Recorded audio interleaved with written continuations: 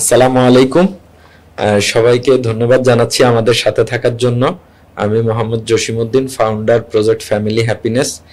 আমরা আলোচনা করতেছিলাম ইন্স্যুরেন্স ইন্ডাস্ট্রিতে এজেন্ট হিসাবে আমরা যারা কাজ করি, আমাদের চ্যালেঞ্জ, আমাদের করণীয় বর্জনীয়, আমরা কোন কোন জায়গাতে আমাদের ডেভেলপমেন্ট আনলে আমরা সাকসেসফুল হতে পারবো এই শিল্পে, এই বিষয়গুলো নিয়ে আমাদের সাথে আছেন সোনালী লাইফ ইন্স্যুরেন্সের সম্মানিত assistant general manager Mohammad Mizanur Rahman sir. আমরা এই পর্যায়ে স্যারের থেকে অনেক গুরুত্বপূর্ণ কিছু টপিকসে স্যার আমাদের সাথে আলোচনা করবেন।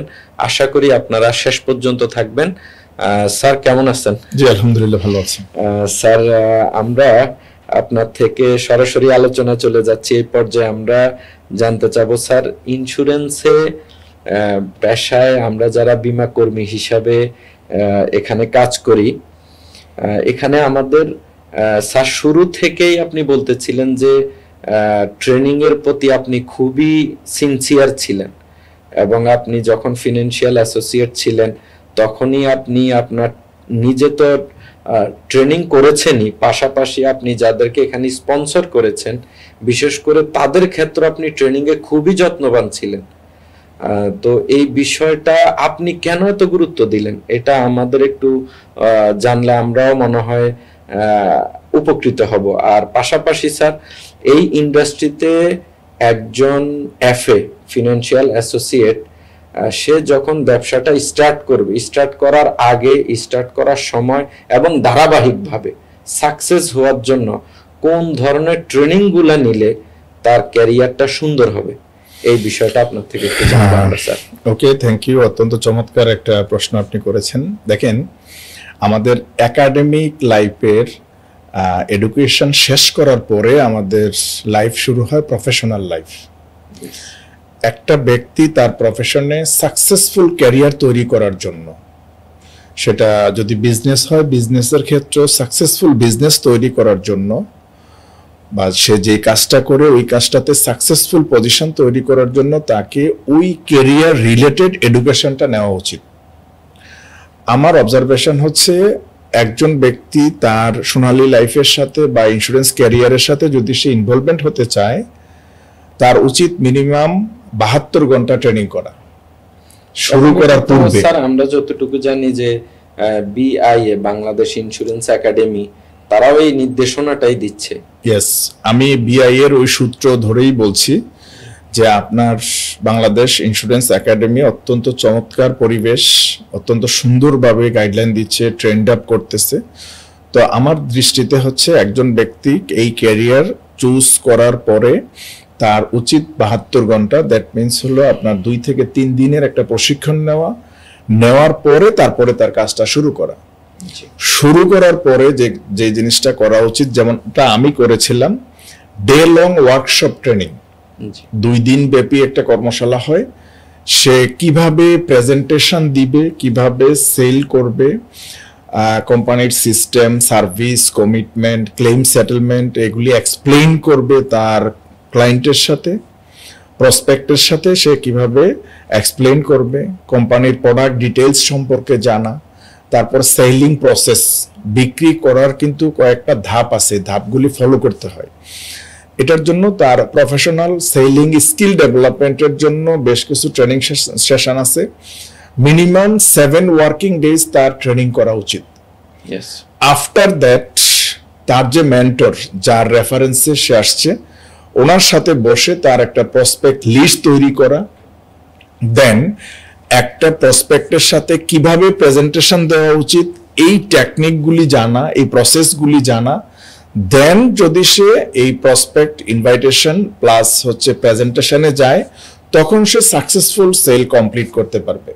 আরেকটা বিষয় স্যার আমরা একটু আপনার থেকে জেনে নিব, সেটা হচ্ছে যে স্যার, ব্যাংকে মানুষ যে সেভিংসটা করে, এই ব্যাংকের সেভিংসের তথ্য ইনফরমেশন আমাদের দেশের মেজরিটি পার্সেন্ট মানুষ জানে, কিন্তু ইন্স্যুরেন্সের বিপত্তিটা যেখানে ঘটে, ইন্স্যুরেন্স তো আর এখানে রাষ্ট্রীয় কিছু আইন কানুন আছে, এটাকে বলে ফোর্স সেভিংস, এটা তো আর ডাইরেক্ট সেভিংস না। এখানে কিছু কিছু ক্ষেত্রে তো আমরা ফোর্স গ্রাহকের কিছু বাইন্ডিংস আছে।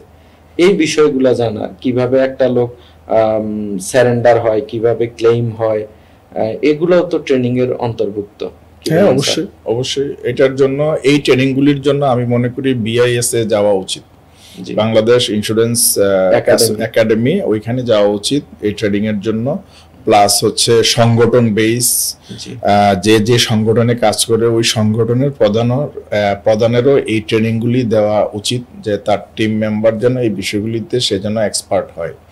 দেন যখন সে এই ক্লেমের টার্মস এন্ড কন্ডিশন গুলি জানবে, সঠিকভাবে কখন একটা পলিসি সারেন্ডার করা যায়, সারেন্ডার ভ্যালুর অ্যামাউন্টটা সে যে পাবে, ওই সময়ে তার এইজ ক্যালকুলেশন, তারপর হচ্ছে প্রেক্ষাপটের বেসিসে সে সারেন্ডার অ্যামাউন্টটা পাবে, এবং পেইড অফ করলে পেইড অফের পেমেন্টটা সে কখন পাবে, এই বিষয়গুলি সম্পর্কে গ্রাহককে আপনার সঠিক ইনফরমেশন দেওয়া উচিত। এক্ষেত্রে সোনালী লাইফ গ্রাহককে সঠিক ইনফরমেশন দেওয়ার জন্য মার্কেটিং টিমের উপরে কিন্তু খুব স্ট্রিক্টলি নজরদারি করে থাকে। আরেকটা বিষয় স্যার আমরা একটু জানবো, সেটা হচ্ছে যে ব্যাংক এবং ইন্স্যুরেন্সের সেভিংস এর মৌলিক পার্থক্যগুলোর মধ্যে একটা অন্যতম পার্থক্য হচ্ছে ব্যাংক মানুষকে যেই ঝুঁকি এটা নেয় না, কিন্তু ইন্স্যুরেন্স ঝুঁকি বহন করে। এখন যেহেতু ইন্স্যুরেন্স ঝুঁকি বহন করে, সেক্ষেত্রে যে কোনো ব্যক্তি চাইলে ব্যাংকে সেভিংস করতে পারে, অ্যাকাউন্ট ওপেন করতে পারে, কিন্তু ইন্স্যুরেন্সে তো যে কোনো ব্যক্তি ইন্স্যুরেন্স করতে পারে না। বিশেষ করে অসুস্থতার ক্ষেত্রে, ফিজিক্যাল কিছু ক্ষেত্রে কিছু কন্ডিশন আছে। এই বিষয়গুলো তো জানাটা খুবই ইম্পর্টেন্ট।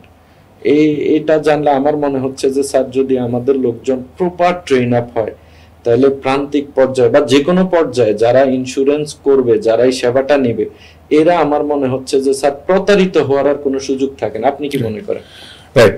এক্ষেত্রে আপনি দেখেন, একজন ব্যক্তি চাইলে ব্যাংকে সেভিংস করতে পারে। ব্যাংকে যদি সে সেভিংস এর প্ল্যানিং করে, তাহলে সে দুইটা অ্যাডভান্টেজ পায়। একটা হচ্ছে সে সেভিংস করার সুযোগ পায়, আর একটা হচ্ছে বেনিফিট পায়। দেন এই সেভিংসটা সে যদি লাইফ ইন্স্যুরেন্সের সাথে করে, এখানে সে কি কি ফ্যাসিলিটিস পায়? যেমন লাইফ ইন্স্যুরেন্সে সে পায় হচ্ছে সেভিংস করার সুযোগ, দেন বেনিফিট পাচ্ছে। নাম্বার 3 হচ্ছে সিকিউরিটি পাচ্ছে। এন্ড সিকিউরিটি মিনিং কি, আমি যদি আপনাকে একটু ভিন্নভাবে ব্যাখ্যা দিই তাহলে আপনার বুঝতে সুবিধা হবে। দেখেন, অ্যাকচুয়ালি লাইফ ইন্স্যুরেন্সটা কি এটা আপনাকে বুঝতে হবে। Life insurance is an essential part of financial planning for safe and happy future. Life insurance create a source of savings, benefits and security. It's a contract between policyholder and company for financial purpose, and it's a special type of contract that transfer policyholder risks to the company to exchange fee called premium. So security meaning টা কি? দেখেন, IPS আমরা সবাই অনেকেই ব্যবহার করি। IPS এর meaning কি? Instant power supply. দেখা যায় যে একজন ব্যক্তি তার এই ব্যাকআপ প্ল্যান নেওয়ার কারণে যখন ইলেকট্রিসিটি চলে যায়, ইনস্ট্যান্ট ওই বাসাটা আলোকিত থাকে। কেন? এই আইপিএস এর ব্যাকআপ প্ল্যানের কারণে।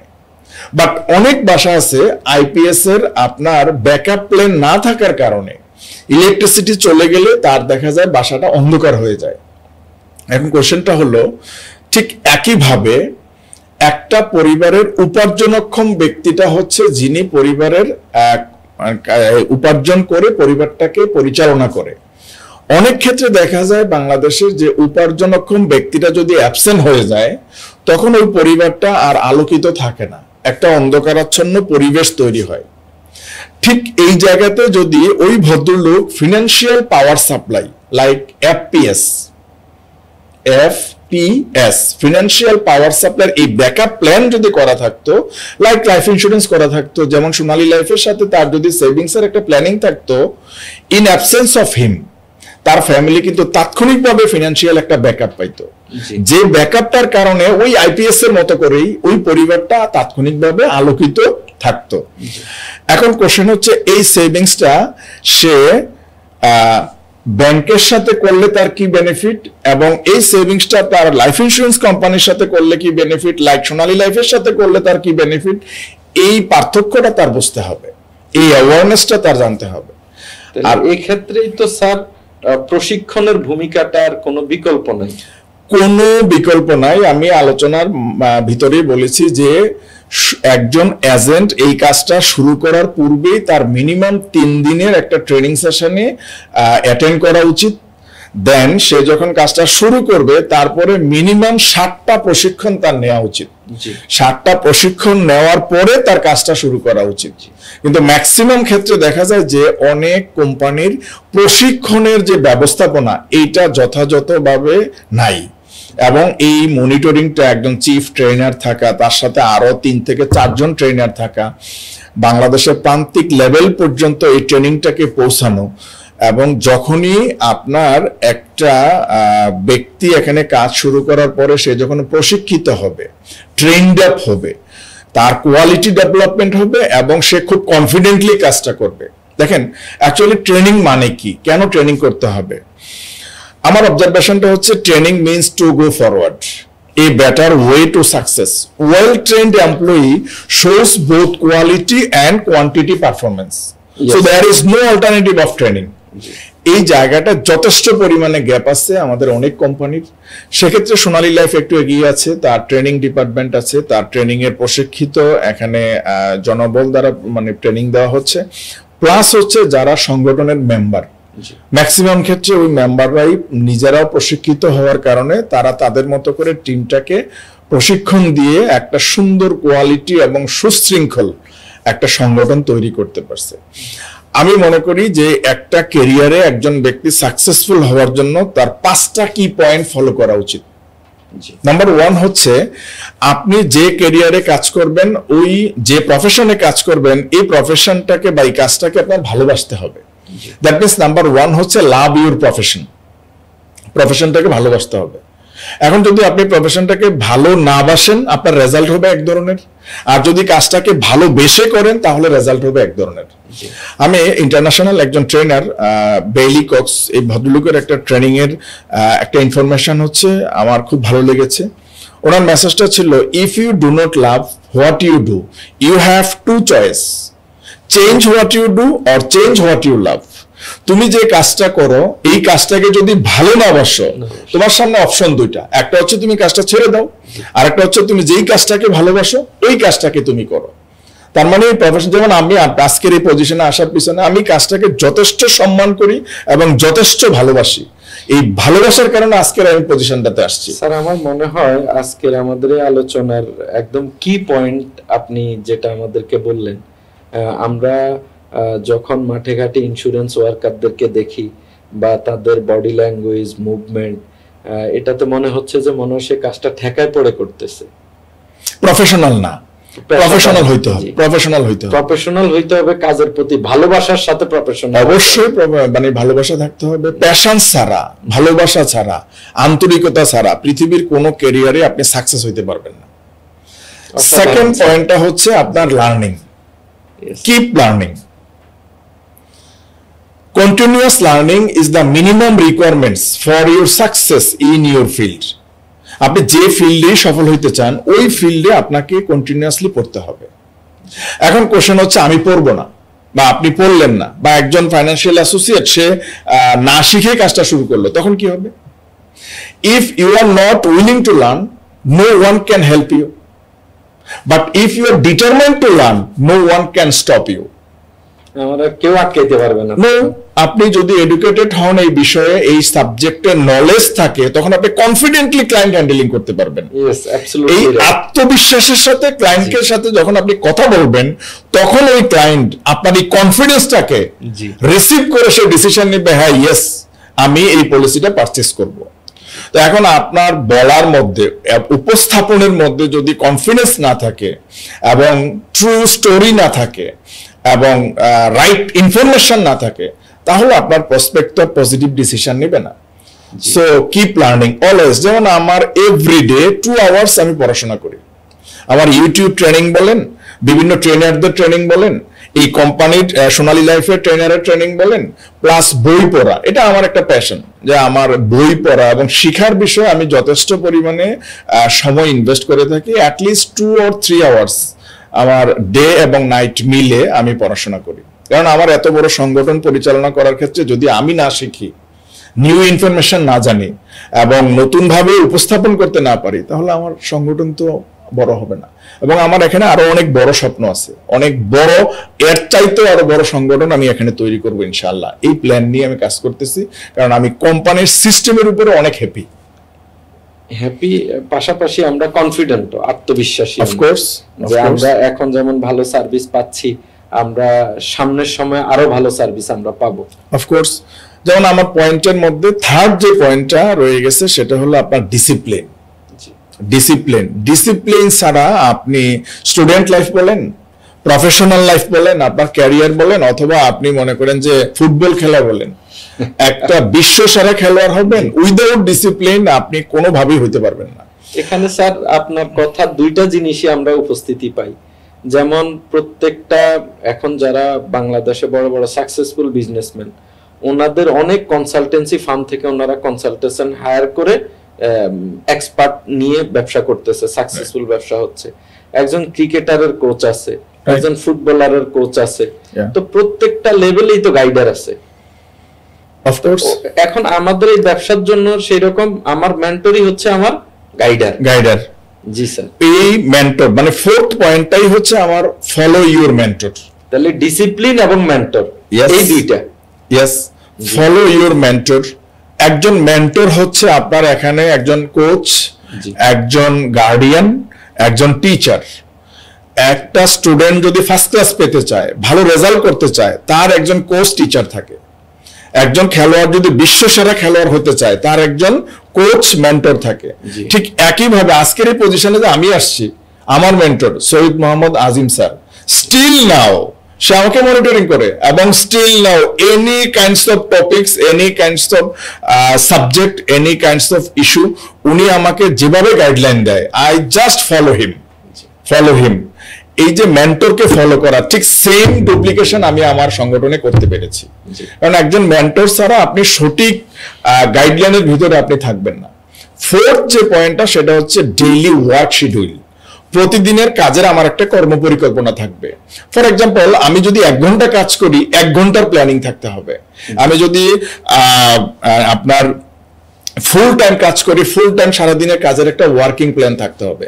যেমন আমি আমার ডেইলি শিডিউলের ডায়েরি মেনটেন করি, যে আজকের দিনে আমার কি কি কাজ। যেমন আজকের আপনার সাথে যে এই প্রোগ্রামে আসবো, এটাও আমার ডায়েরির মধ্যে লেখা আছে যে আজকের প্রোগ্রামে আমি অ্যাটেন্ড করব। সো এই ওয়ার্ক শিডিউল মেনটেন করা। সো আমি যদি সামারি আকারে বলি, 5 কি পয়েন্টস ফর সাকসেস। নাম্বার 1 হচ্ছে আপনার লাভ ইউর প্রফেশন। নাম্বার 2 হচ্ছে কিপ লার্নিং, সবসময় শিখার ভিতরে থাকতে হবে। নাম্বার 3 হচ্ছে ডিসিপ্লিন, ডিসিপ্লিনের কোনো বিকল্প নাই। ডিসিপ্লিনে থাকতে হবে, সংগঠনের সাথে ডিসিপ্লিন। यस, আমি যদি ডিসিপ্লিন মেইনটেইন না করি, আমার সংগঠন করবে না, এবং কোম্পানির রুলস এন্ড রেগুলেশনের প্রতি আমার ডিসিপ্লিনে থাকতে হবে। এবং গভর্নমেন্টের যত দিক নির্দেশনা আছে ইন্স্যুরেন্সের ক্ষেত্রে, কোনো কিছু ভায়োলেট করা যাবে না। হ্যাঁ, অবশ্যই জেনে শুনে মেনে এখানে পলিসি করতে হবে। হ্যাঁ, यस।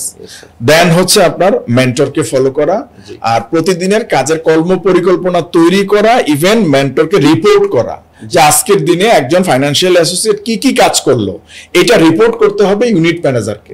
ইউনিট ম্যানেজার এটা রিপোর্ট করবে তার ব্রাঞ্চ ম্যানেজারকে, ব্রাঞ্চ ম্যানেজার রিপোর্ট করবে এজিএম কে, এজিএম রিপোর্ট করবে হচ্ছে উপরে যিনি ডিজিএম আছে তাকে, দেন ডিজিএম রিপোর্ট করবে হচ্ছে জিএম কে, জিএম রিপোর্ট করবে হচ্ছে এএমডি কে, এএমডি রিপোর্ট করবে ডিএমডি কে। এই যে চেইন অফ কমান্ড, এই যে রিপোর্টিং সিস্টেম, এই যে জবাবদিহিতা, এই যে ডিসিপ্লিন, এই যে মেন্টরশিপ, দ্যাটস ওয়াই আপনি আমাকে আজকের এই পজিশনে দেখতে পারতেছেন। এটা প্রত্যেকেরই ফলো করা উচিত। অসংখ্য ধন্যবাদ স্যার। এবং আমরা আপনার আলোচনা থেকে আমরা আশা করি, আমি নিজে খুব ইন্সপায়ার হয়েছি। আমার আশা করি আমাদের যারা অডিয়েন্স আছে, আমাদের এই ইন্ডাস্ট্রিতে যারা সফল হওয়ার জন্য অনেক ক্ষুধার্ত, এই বিষয়গুলা তাদের আমাদের প্রত্যেকেরই কাজে লাগবে। স্যার, আমরা এই পর্বে আপনার থেকে খুব ইমোশনাল একটা বিষয় আমরা আপনার থেকে জানতে চাইব। বিশেষ করে এখানে সরকারের ব্যাংক বীমা খাত, সরকারের পৃষ্ঠপোষকতায় এখানে জাতীয় বীমা নীতিমালা আছে, বীমা আইন আছে, এবং এক্ষেত্রে একজন মানুষ তার স্বাস্থ্য ঝুঁকির আর্থিক নিশ্চয়তা থাকবে, পারিবারিক আর্থিক নিরাপত্তা থাকবে, লাইক লাইফ ইন্স্যুরেন্স, এটা তার নাগরিক অধিকার। এবং উন্নত বিশ্বে প্রত্যেকটা নাগরিকেরই একাধিকভাবে তার লাইফের ঝুঁকি কাভারেজ নেওয়া থাকে। তো এই ইন্ডাস্ট্রিতে আমাদের বাংলাদেশে কিছুটা হলেও আমরা ইমেজ সংকটে আছি, এটা সত্য, এবং আমাদেরকে এই সত্যটা মেনে নিতে হবে। এখন আপনি কি মনে করেন আগামী দিনে এই যে আমাদের দেশে যদি এই অবস্থাটা ভালো হইতো, তাহলে জিডিপিতে ইন্স্যুরেন্সের কন্ট্রিবিউশনটা ভালো হইতো, যেটা এখন মাত্র 0.3 থেকে 0.4%। আমরা এখনো জিডিপিতে 1% কন্ট্রিবিউশন ইন্স্যুরেন্স ইন্ডাস্ট্রির নেই, যেখানে 36টা জীবন বীমা, তারপরে 40টার উপরে সাধারণ বীমা কাজ করতেছে, এখানে অনেক এজেন্টরা কাজ করতেছে। তো এখানে সার্বিকভাবে সার্বজনীনভাবে সকল শ্রেণী পেশার মানুষকে এই ইন্ডাস্ট্রিতে সম্পৃক্ত করার জন্য প্রশিক্ষিত মার্জিত ইমেজওয়ালা কর্মীর বিকল্প নেই, এটা সবাই স্বীকার করে। এবং গভর্নমেন্টও চায় যে ভালো লোকগুলা এই ইন্ডাস্ট্রিতে আসুক, আপনার মতো যারা ট্রেনিং নিয়ে এই কাজটা করবে। কিন্তু এখন যারা আসবে, যারা স্বপ্ন দেখবে, এই আপনি কি মনে করেন আগামী দিনে আমরা খুব ইমেজ নিয়ে ফেস্টিজিয়াস ভাবে আমরা সামাজিক ভাবে প্রতিষ্ঠিত হতে পারবো? এবং এই সুদিনের ব্যাপারে আপনার প্রত্যাশা কি স্যার? এই যে কি মনে করেন কত দিনের মধ্যে আমরা এরকম একটা ভালো সময় আশা করতে পারি, যে সময়টাতে ইন্স্যুরেন্স কর্মীদেরকে নিয়ে, এই পেশার লোকজনদেরকে নিয়ে সোসাইটি প্রাউড করবে? দেখেন, আমি আপনাকে বিষয়টা একটু অন্যভাবে ব্যাখ্যা দেই। একটা মানুষের জীবনের গুরুত্বপূর্ণ বেশি নাকি একটা গাড়ির গুরুত্বপূর্ণ বেশি? নিঃসন্দেহে জীবনের গুরুত্ব বেশি। আপনি দেখেন সিস্টেম ডেভেলপের জন্য তো গাড়ির দরকার স্যার, গাড়ির জন্য তো জীবন। ইয়েস, সিস্টেম ডেভেলপ করে দেওয়ার কারণে একজন মানুষ গাড়ির ইন্স্যুরেন্স করার জন্য কিন্তু সে এটাকে খুব গুরুত্ব দিয়ে গাড়ির ইন্স্যুরেন্সটা করে। কিন্তু যে মানুষটা এই গাড়িটাকে ব্যবহার করে, এই মানুষটার জীবনের গুরুত্ব কি অনেক বেশি না? অবশ্যই বেশি। আমার দৃষ্টিতে গভর্নমেন্ট যেমন একটা গাড়ির ইন্স্যুরেন্স ছাড়া এটা ইউজ করা যাচ্ছে না, বিভিন্ন প্রবলেম ফেস করতে হয়, ঠিক একটা মানুষের লাইফ ইন্স্যুরেন্সের বিষয়ে ম্যান্ডেটরি করে দেওয়া উচিত, যে এটা ম্যান্ডেটরি করতেই হবে। এবং এটা আরো বেশি অ্যাওয়ারনেস দরকার। বিশেষ করে আইডিআর এর পক্ষ থেকে অনেক বেশি ভূমিকা নেওয়া উচিত, যে অ্যাওয়ারনেস তৈরি করা মানুষের মধ্যে। আর রাইট সার্ভিস দেওয়ার ক্ষেত্রে এখানে যেই কোম্পানিগুলি বাংলাদেশে কাজ করে, এই কোম্পানিগুলির যারা ওনার, তাদের সদিচ্ছাটা অনেক বেশি ফোকাস করতে হবে। এবং তারা যদি আরো বেশি আন্তরিক হয় এবং অনেস্টলি যদি গ্রাহক সেবার বিষয়টাকে অনেক বেশি গুরুত্ব দেয়, যে আমার গ্রাহক সেবার বিষয়টাতে আমি যথেষ্ট স্মুথ থাকবো এবং রাইট টাইমে রাইট সার্ভিস দিব। দেখেন এখানে কয়টা গ্রুপ জড়িত। প্রথমত হচ্ছে গভর্নমেন্ট, আইডিআরে, তারপরে হলো কোম্পানির ওনার, তারপরে হচ্ছে ওই কোম্পানির মার্কেটিং এ যারা কাজ করে তাদেরও অনেস্টি কিন্তু অনেক বড় একটা ইস্যুস। কারণ একজন ডিরেক্টর চাইলে মাঠ পর্যায়ে গিয়ে কিন্তু তার ইয়েকে কি বলে আপনার মার্কেটিং এর ব্যক্তিকে কিন্তু মনিটরিং করতে পারে না, কিন্তু সিস্টেম ডেভেলপ করে দিয়ে রাখলে কিন্তু এটা সম্ভব। যেমন সোনালী লাইফ কি করেছে, সিস্টেম ডেভেলপ করে দিয়ে রাখছে। একটা পেমেন্ট গ্রাহক এজেন্টকে দিবে? নো, গ্রাহক পেমেন্ট কাকে দিচ্ছে? সরাসরি কোম্পানিকে দিচ্ছে। এখানে এই যে গ্রাহকের পেমেন্টের বিষয়টার মধ্যে যে সোনালী লাইফের যে সিস্টেম, যেমন এটা আমার কাছে খুবই ভালো লাগছে, যে একজন গ্রাহক তার পেমেন্টটা কিভাবে করতেছে, আপনার মোবাইলের অপশনের মাধ্যমে করতে পারতেছে, লাইক বিকাশ, রকেট, নগদ, এই সিস্টেমে করতে পারতেছে। দেন হচ্ছে 17টা ব্যাংকের সাথে কোম্পানি ট্রানজাকশন হয়, ওই 17টা ব্যাংকের যে কোনো অ্যাকাউন্টে পেমেন্ট করতে পারতেছে। তারপরে হচ্ছে আপনার অনলাইন ব্যাংকিং সিস্টেমে পেমেন্ট করতে পারতেছে, ইএফটিএন এর মাধ্যমে পেমেন্ট করতে পারতেছে, তার visa card, debit card, credit কার্ডের মাধ্যমে পেমেন্ট করতে পারতেছে। কিন্তু এটা যদি কোম্পানি সিস্টেম ডেভেলপ না করে যদি এইটা করে রাখতো যে গ্রাহক পেমেন্ট দিবে, এজেন্ট নিয়ে আসবে, তাহলে কিন্তু সোনালী লাইফ আজকের যে সম্মান অর্জন করেছে, যে গুডউইল ব্র্যান্ড ভ্যালু ক্রিয়েট করতে পেরেছে, মানে বাংলাদেশের মধ্যে তথা সারা পৃথিবীর মধ্যে একটা আলোড়ন তৈরি করতে পারছে বেস্ট সার্ভিস দেওয়ার ক্ষেত্রে, এটা হতো না।